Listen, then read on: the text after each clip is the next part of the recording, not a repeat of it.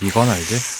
오늘은 PCR 검사의 CT값에 대한 사기 논란에 대해 알아볼 텐데, 이 CT값 개념은 PCR 검사를 의무적으로 받는 우리로서는 필수적으로 알아야 하는 개념이기에 끝까지 시청 부탁드립니다. 우리가 받고 있는 이 PCR은 원래 적은 양의 특정 유전 물질을 증폭하기 위한 기술로 인간의 DNA를 증폭시켜 각종 유전 진화를 진단하는 데 사용하던 기술입니다. 따라서 우리가 받는 RT-PCR 검사는 검사자의 침이나 가래 속에 있는 미량의 바이러스 RNA를 증폭시켜 바이러스가 존재하는지를 보는 검사입니다. 지금 말했듯이 바이러스는 미량, 즉 너무 적기 때문에 증폭을 시켜줘야만 확인이 가능합니다.